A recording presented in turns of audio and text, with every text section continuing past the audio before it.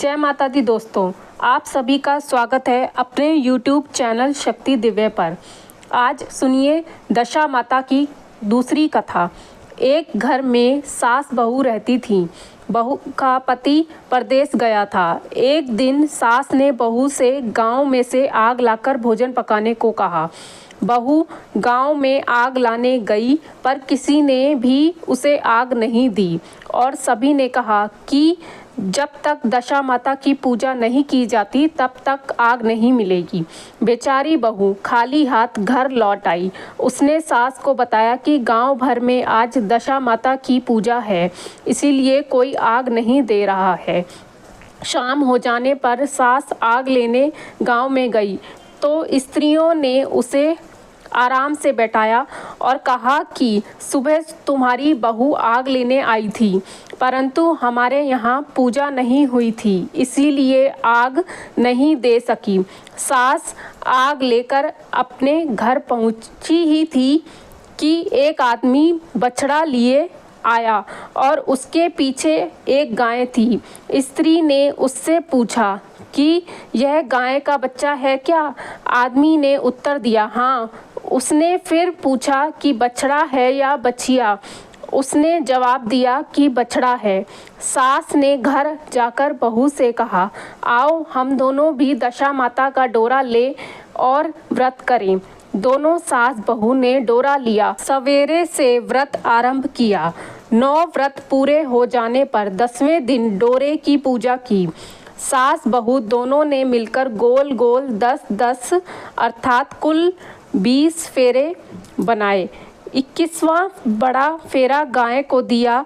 पूजा समाप्त होने पर सास बहू दोनों पारण करने बैठी।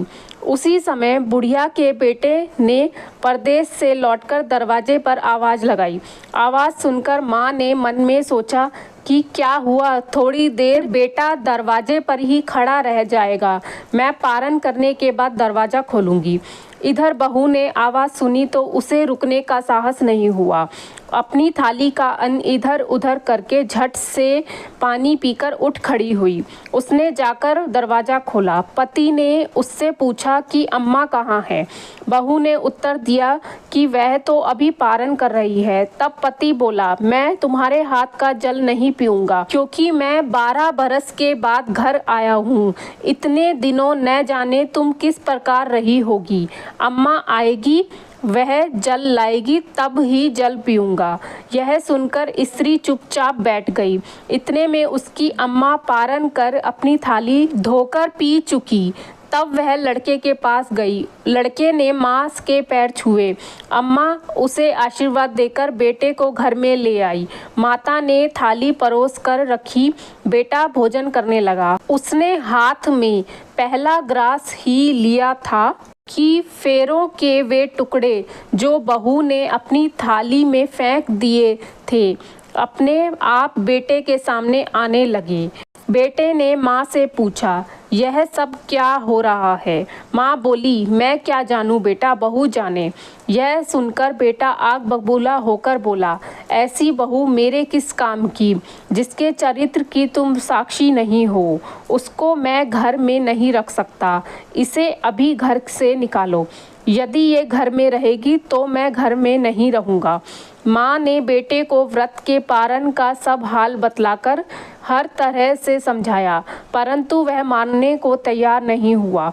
वह यही कहता रहा कि इसे घर से बाहर करो तो मैं रह सकता हूँ। माँ ने सोचा, बहू को थोड़ी देर के लिए बाहर कर देती हूँ, जब लड़के का गुस्सा उतर जाएगा तब बहू को बुला लाऊंगी। बुढ़िया ने बहू से कहा, देहरी के बाहर जाकर पेड़ के नीचे थोड़ी देर के लिए खड़ी हो जा। जब बहू पेड़ के नीचे खड़ी हुई तो पेड़ बोला, मुझसे हटकर खड़ी हो, मैं दशा माता के विरोधी को छाया नहीं दे सकता। इस पर वह वहाँ से चलकर घड़ोची के पास गई। घड़ोची बोली, मुझसे हटकर खड़ी हो, मुझ पर इतना भार घड़ों का नहीं है जितना तेरा है। वह यहाँ से हटकर कूड़े के ढेर पर खड़ी हो गई। कूड़े का ढेर बोला, मुझ पर इतना भार कूड़े का नहीं है जितना तेरा है, चल यहाँ से हटकर कहीं और खड़ी हो जा। इस प्रकार उसे कहीं भी खड़ा होने नहीं दिया गया। वह अपने मन में बहुत दुखी हुई। वह जंगल में चली गई। जंगल में भूखी प्यासी घूमती फिरती वह एक सूखे कुएं में गिर पड़ी। वह उसमें गिरी परंतु उसे चोट नहीं आई। वह नीचे बैठ गई। अचानक राजा नल वहां शिकार खेलते खेलते पहुंच गए। उनके साथी बिछुड़ गए थे। वह प्यास के कारण उसी कुएं पर आए जिसमें वह स्त्री बैठी थी। राजा नल के भाई ने कुएं में पानी के लिए लोटा डाला तो उस स्त्री ने लोटे को पकड़ लिया। भाई ने नल से कहा कि इस कुएं में किसी ने लोटा पकड़ लिया है। तब राजा नल ने कुएं पर आकर कहा कि यदि पुरुष हो तो मेरे धर्म के भाई हो और यदि स्त्री हो तो मेरी धर्म की बहन हो। तुम जो भी हो बोलो, मैं तुम्हें बाहर निकाल लूँगा। स्त्री ने आवाज़ दी। राजा ने उसे बाहर निकाल लिया तथा हाथी पर बैठाकर राजधानी ले गया। महाराज को शिकार से लौटकर महलों की ओर आते देखकर सबने महारानी को महाराज के आने की सूचना दी। सेवकों ने एक स्त्री को हाथी पर बैठा देखकर रानी को बताया कि महाराज एक नई रानी साथ लेकर आए हैं। यह जानकर रानी बड़ी दुखी हुई। इतने में महाराज भी वहां पहुंचे। रानी ने हाथ जोड़कर विनती की, महाराज मुझसे ऐसे क्या गलती हो गई है जो मेरे रहते आप दूसरा विवाह कर लिया। राजा नल ने हंसकर उत्तर दिया, वह तुम्हारी सौत नहीं ननंद है, मेरी धर्म की बहन है। तुम्हें उसके साथ अपनी सगी ननंद की तरह बर्ताव करना चाहिए। यह सुनते ही महारानी का मुख प्रसन्नता से कमल की भांति खिल उठा। वह बोली, अब तक मैं ननंद का सुख नहीं जानती थी। अच्छा हुआ जो मुझे भाग्य से ननंद मिल गई। राजा ने उसका नाम मुँह बोली बहन रखा और उसके लिए अलग महल बनवाया। उसके दिन अब सुखपूर्वक बीतने लगे। एक दिन राजा की घोड़ी का बच्चा हुआ तो राजमहल की स्त्रियां बधाई गीत गाने लगी। मुँह बोली बहन ने अपने दासियों से कहा, बाहर जाकर पता करो कि किस बात की बधाई गाई जा रही है। दासियों ने बताया, महाराजा की घोड़ी ने अच्छी घड़ी में एक उत्तम बछड़े को जन्म दिया है, उसकी बधाई गाई जा रही है। मुँह बोली बहन ने पूछा, क्या घोड़ी ने पहली बार जन्म दिया है? दासियों ने उत्तर दिया, हाँ। तब मुँह बोली बहन ने महारानी के पास जाकर कहा, आओ भाभी रानी, हम तुम दोनों दशा माता का डोरा ले। रानी ने पूछा, डोरा क्या चीज़ है, मुझे समझाओ। वह बोली, दशा माता के व्रत का यह नियम है कि पहले पहल जब गाय या घोड़ी हो स्त्री के प्रसव की खबर सुने तब डोरा लेकर व्रत आरंभ करते हैं। 9 व्रत करने के बाद 10वें दिन डोरे का पूजन करके विसर्जित करते हैं। इसी के साथ उसने पारण का नियम भी बताया। तब महारानी बोली, तुम्हारा व्रत तुमको फले, मैं पूड़ी और दूध की खीर खाने वाली रानी। महारानी भला बन फरा गोले की पपड़ी खाकर कैसे रह सकती हूँ, ऐसा खाना खाए मेरे दुश्मन। वह बोली, भाभी मुझे जो चाहे कह लो, परंतु व्रत के संबंध में कुछ मत कहो।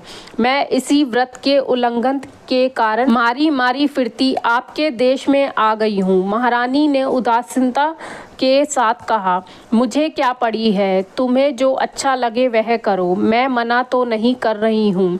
मुँह बोली बहन ने श्रद्धापूर्वक डोरा लिया। 9 दिन तक व्रत किया। 10वें दिन विधिवत पूजन किया, गोला फरा बनाए और संध्या को पारण करने बैठी। उसी समय उसके पति को अचानक कुछ प्रेरणा सी हुई और वह अपनी माता से आज्ञा लेकर अपनी पत्नी को ढूंढने चल दिया। घूमता फिरता वह राजा नल की राजधानी में पहुंच गया और अपनी पत्नी का पता लगाने लगा। उसने एक कुएं पर कुछ औरतों को बातें करते देखा। वह कह रही थी, राजा की मुंह भोली बहन बहुत ही सुंदर स्त्री है, आजकल उसी का किया हुआ सब कुछ होता है।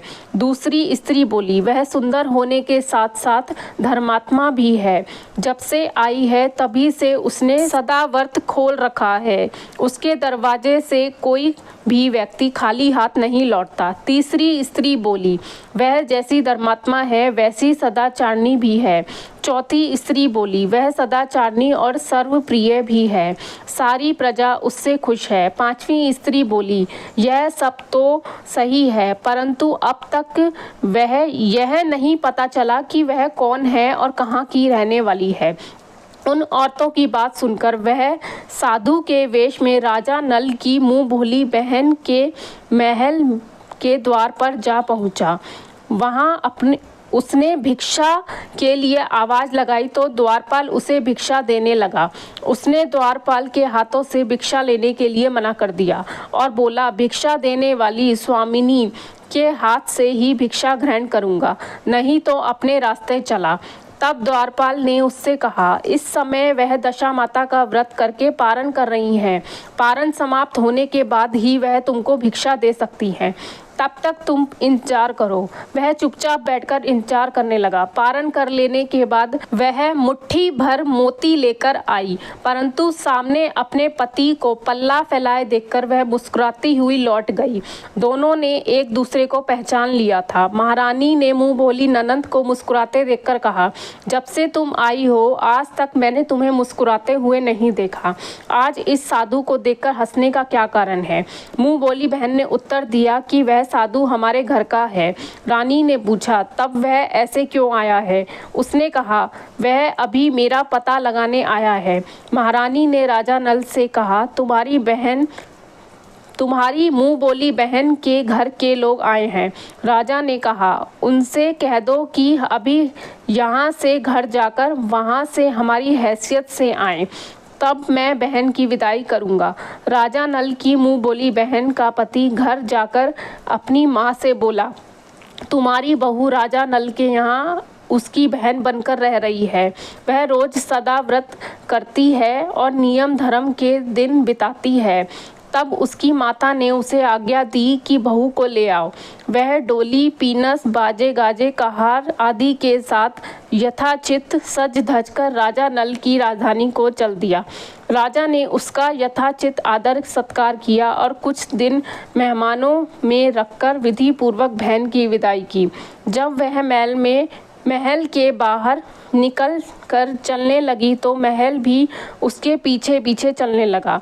तब महारानी बोली, ननंद जी तुम चली और मेरा महल भी ले चली, जरा पीछे मुड़कर तो देखती जाओ। जो ही उसने मुड़कर पीछे की ओर देखा तो राजा का संपूर्ण राजसी वैभव अचानक लुप्त हो गया। राजा की मुंह बोली बहन को अपने पति के साथ आनंद में रहने लगी, परंतु राजा नल व रानी का यह हाल हो गया कि वे दोनों कमरी कथरी ओढ़े फिरने लगे। उनके भोजनालय में पत्ते खड़खड़ाने लगे। राजा नल ने रानी से कहा, अब हमें यहाँ से कहीं दूसरी जगह चलना चाहिए। रानी पतिव्रता स्त्री थी, उसने राजा की आज्ञा मान ली। चलते चलते वे एक गांव में पहुँचे। वहाँ पर बेरी के पेड़ पर बेर लगे हुए थे। राजा रानी दोनों भूखे थे। उन्होंने बेरों को उठाया और बेर लोहे के हो गए। इस प्रकार राजा रानी जिस वस्तु को भी हाथ लगाते वह कंकड़ पत्थर में बदल जाती थी। इतने पर भी राजा रानी आगे बढ़ते गए। रास्ते में उन्हें एक व्यापारी मिला। व्यापारी ने राजा रानी को पहचान लिया। उसने राजा रानी के भोजन के लिए सेर भर आटा दिया। वे आटा लेकर नदी के किनारे गए। वहां रानी भोजन बनाने लगी और राजा नल स्नान करने चले गए। उस नदी में मछुआरे मछलियां पकड़ रहे थे। मछेरों ने राजा को 4 मछलियां दी। रानी ने मछलियां भूनकर रोटियां बना ली। राजा नल भोजन करने बैठ गए तो रोटियां ईंट में परिवर्तित हो गईं और मछलियां उछलकर नदी में चली गईं। वहां से चलकर राजा रानी अपनी मुंह बोली बहन के यहाँ गए। बहन को जब यह पता चला कि भाई भाभी आए हैं तो उसने सेवकों से पूछा, कैसे आए हैं? सेवकों ने कहा कि भिखारियों के हाल में आए हैं। यह सुनकर उसे बड़ी लज्जा आई। उसने राजा रानी को एक कुम्हार के यहाँ ठहरा दिया। शाम को थाल सजाकर बहन स्वयं भाभी से मिलने कुम्हार के घर गई। उसने भाभी के सामने थाल रखा तो भाभी ने कहा कि इस थाल में जो कुछ भी है उसे कुम्हार के चक्के के नीचे रख दो और चली जाओ। ननंद थाल का सामान चक्के के नीचे रखकर चली गई। थोड़ी देर में राजा ने आकर रानी से पूछा, कहो बहन आई थी, क्या लाई है? रानी ने कहा, आई तो थी पर जो कुछ लाई थी मैंने इस चक्के के नीचे रखवा दिया है। राजा ने वहां देखा तो वहां कंकड़ पत्थरों के सिवा कुछ भी नहीं था। राजा को समझते देर न लगी कि यह सब बुरी दशा के कारण है। भला वह मेरे लिए कंकड़ पत्थर क्यों लाएगी? अब राजा रानी वहां से चलकर अपने मित्र के घर गए। मित्र को लोगों से पता चला कि तो उसने उनसे पूछा, कैसे आना हुआ? उन्होंने उत्तर दिया, भिखारियों के हाल में आए हैं। मित्र ने दुखी होकर कहा, कोई बात नहीं, जैसे आए हो वैसे अच्छे, आखिर मित्र है, उन्हें महलों में ले जाओ। मित्र ने उन दोनों का स्वागत किया, स्वादिष्ट भोजन कराया, एक कमरे में उनके लिए पलंग बिछवा दिया। उस कमरे में एक खूंटी पर नौलक्खा हार टंगा था। आधी रात के समय राजा तो सो गए परंतु रानी जाग रही थी। रानी ने देखा कि हार वाली खूंटी के पास दीवार में एक मोर का चित्र बना हुआ है। मोर धीरे धीरे हार को निगल रहा है। रानी ने राजा को जगाकर यह दृश्य दिखाया। राजा ने सोचा, यहाँ से चुपचाप भाग चलना चाहिए, नहीं तो सवेरे चोरी का कलंक लगेगा। तब मित्र को क्या मुख दिखाएंगे? बेचारे राजा और रानी दोनों ही उठकर जंगल की तरफ चले गए। दोनों चलते चलते एक दूसरे राजा की राजधानी में पहुंच गए। वहां अतिथि और भिक्षुओं को सदाव्रत दिया जाता था। वे दोनों भी सदाव्रत लेने पहुंच गए परंतु उस समय सदाव्रत बंद हो चुका था। वहां के अधिकारियों ने कहा, यह लोग ना जाने कहाँ के अभागे आए हैं कि इन्हें देने के लिए कुछ भी नहीं बचा, फिर भी इन्हें एक मुट्ठी चने दे दो।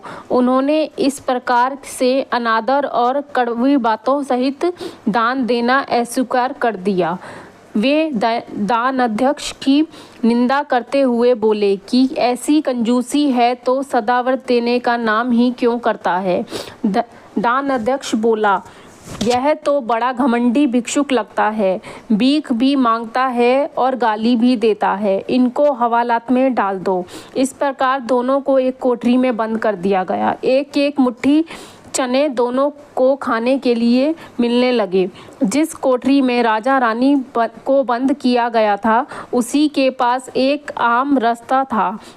एक जमादारनी राजा की घुड़साल साफ कर उसी रास्ते से निकला करती थी। एक दिन वह बहुत देर से निकली। रानी उससे पूछने लगी कि आज तुम्हें इतनी देर कैसे हो गई? वह बोली कि आज रानी की घोड़ी के बछड़ा हुआ था, उसकी टहल में देर हो गई। रानी ने पूछा कि घोड़ी का पहला प्रसव है क्या? जमादारनी ने बताया, पहली बार। रानी ने फिर पूछा, बछड़ा हुआ है कि बछेड़ी? जमादारनी ने बताया कि बहुत अच्छा बछड़ा हुआ है। यह सुनकर रानी ने राजा से कहा, एक बार मैंने तुम्हारी मुँह बोली बहन के डोरे का अनादर किया था, उसी दिन से हमारी दशा बदल गई है। मैं आज दशा माता का डोरा लेना चाहती हूँ। राजा ने कहा, परंतु यह पूजा की सामग्री कहाँ से आएगी? उसके नियम धर्म का पालन कैसे होगा? रानी ने उत्तर दिया, दशा माता ही सब कुछ करेंगी, मैं तो उन्हीं का नाम लेकर डोरा लेती हूँ, फिर जो होगा देखा जाएगा। रानी ने 9 तार राजा की पगड़ी से और 1 तार अपने आंचल का लेकर अपना डोरा तैयार किया और उसे समय से व्रत करने लगी। थोड़ी देर में ही वहाँ का राजा अपनी घोड़ी को देखने के लिए रास्ते में निकला। राजा ने नल दमयंती को देखा। कोठरी में बंद देखकर पूछा कि वे लोग कौन हैं और इनका क्या अपराध है। पहरेदारों ने कहा, ये लोग भिक्षा लेने आए थे, ये आपको आशीर्वाद देने के बदले गालियां देते थे। इसी कारण धन अध्यक्ष ने इन लोगों को कैद में डाल दिया है। राजा ने कहा, यह तो इनका कोई अपराध नहीं है, इनको मनवांछित भिक्षा नहीं मिली होगी, इसीलिए ये गालियां देने लगे होंगे। इनको संतुष्ट करना चाहिए था, ना कि कैद में डाल देना चाहिए था। इनको अभी रिहा कर दो। राजा की आज्ञा से उसी समय दोनों को कोठरी से बाहर निकाला गया। राजा उनके पाँव में पद्म और माथे पर चंद्रमा देखकर पहचान गया कि यह तो राजा नल और रानी दमयंती हैं। इस पर उसने दोनों हाथों से हाथ जोड़कर क्षमा मांगी और हाथी पर बैठाकर अपने महल में ले गया। कुछ दिन तक राजा के यहाँ रहकर उन दोनों ने पूरे राजसी ठाट बाट के साथ अपनी राजधानी की ओर प्रस्थान किया।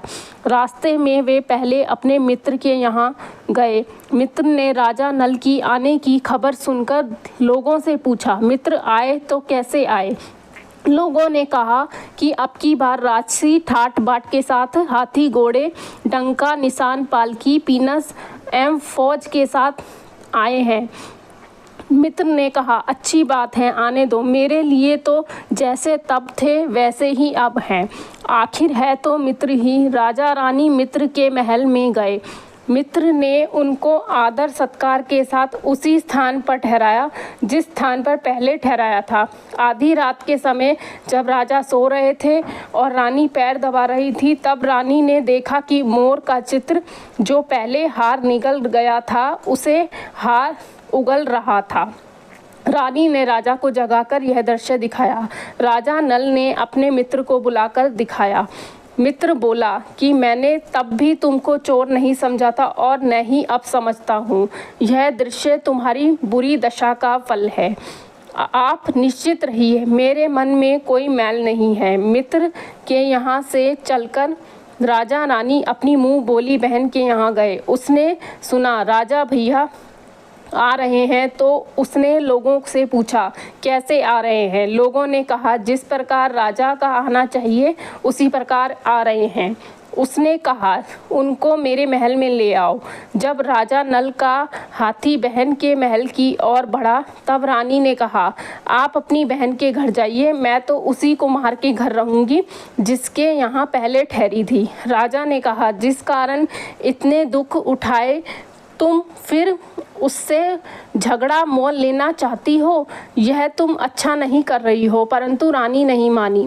वह कुमार के घर ठहरी। राजा बहन के घर चले गए। शाम को राजा की बहन भाभी के लिए थाल सजाकर कुमार के यहाँ आई। उसने भाभी के सामने थाल रख दिया। भाभी सोने चांदी के गहने उतार उतार कर रखने लगी और कहने लगी, खाओ रे मेरे सोने चांदी के गहने खाओ। हम भूखे नंगे खाएंगे। क्या खाएंगे? यह उल्हाना सुन ननद बोली, यह उल्हाना किसे देती हो? मुझसे उस समय जो हो सका वो उस समय लाई थी, वही अब भी लाई हूँ। विश्वास न हो तो चक्के के नीचे अब भी देख लो। सचमुच चक्के के नीचे देखा तो वहाँ पर माणिक और मोतियों का ढेर लगा था। रानी यह सब देखकर सन्न रह गई। वह बोली, ननद जी तुम्हारा कोई दोष नहीं है, यह तो हमारी बुरी दशा का परिणाम है। रानी ने ननद का लाया सब सामान तथा उसमें अपनी तरफ से कुछ और जवाहरात मिलाकर ननद को वापस कर दिया, परंतु ननद को पूजा का न्योता देना भूल गई। वहाँ से चलकर राजा सूरा गाय के पास आए। गाय ने सेना सहित राजा को भरपेट दूध पिलाया। वहाँ से आगे चलकर वे नदी के तट पर पहुँचे तो वहाँ पड़ाव डाला, भोजन बनवाया गया। जब राजा भोजन करने बैठे तो उसी समय नदी में उछल कर गिरी हुई भुनी भुनाई मछलियाँ अपने आप थाली में गिर पड़ी। वह रोटियां जो ईंट में बन गई थी वे रोटियां बन गईं। राजा ने यह सब क्या हो रहा है कुछ समझ में नहीं आता। रानी ने बताया कि ये रोटियां और मछलियां वे ही हैं जो उस दिन हमें नसीब नहीं हुई थी। मैं यदि आपसे यह सब कहती कि तली हुई मछलियां जल में उछल गईं और रोटियां ईंट बन गई हैं, तो आप कदापि इसे सच नहीं मानते। इसी कारण मुझे बहाना बनाना पड़ा था। अब राजा रानी अपने राजधानी की ओर आगे बढ़े। जब राजा की फौज अपनी राजधानी के समीप पहुंची तो वहां के लोगों ने समझा कि दूसरे राजा ने राजधानी पर आक्रमण कर दिया है, तो वे घबरा गए। वहां के लोग नजराना लेकर राजा से मिलने गांव के बाहर आए, परंतु यह क्या, यह तो अपने राजा हैं। लोगों की प्रसन्नता का ठिकाना न रहा। वे श्रद्धा भक्ति के साथ महाराज के आगे चलकर उन्हें उनके महल में ले गए। राजा रानी ने महल में प्रवेश किया। रानी ने तुरंत दशा माता की पूजा का प्रबंध किया। उसने उस पूजा में नगर की सब सौभाग्यवती स्त्रियों को बुलाया। भगवती के भोग के लिए सब प्रकार के पकवान बनाए गए। आटे की 10 बातियां, 10 शक्कर की गुंजिया और 10-10 अठवाइना सुहागिनों के आंचल में डाली। सुहागनों का श्रृंगार करके दशा माता की पूजा आरंभ हुई। कलश स्थापित करके दीपक को जलाया गया, परंतु उसकी बाती जली नहीं। इस पर पंडितों ने कहा कि कोई न्योता पाने वाला न्योतने को तो नहीं रह गया ना, तो स्मरण किया जाए, उसके आने पर दीपक जल जाएगा। रानी ने सोच विचार कर बताया कि ननद न्योतने से रह गई है। पंडितों ने कहा कि उसे फौरन बुलाया जाए। राजा ने अपना दूरगामी रथ भेजकर अपने मुंह भोली बहन को बुलवाया। उसके आते ही कलश का माणिक दीपक प्रज्वलित हो गया। बड़ी धूमधाम से पूजा की गई। अंत में सुहागिनों को भोजन कराकर विदा किया गया। उसी समय राजा ने राज्य में आज्ञा जारी की, मेरी प्रजा के लोग दशा माता का व्रत किया करें। भगवती माता ने जिस प्रकार राजा नल के दिन फेरे, उसी प्रकार सबके फेरें। बोलिए दशा माता की जय हो। ये थी आज की वीडियो पसंद आई हो तो चैनल को लाइक और सब्सक्राइब करना मत भूलिएगा।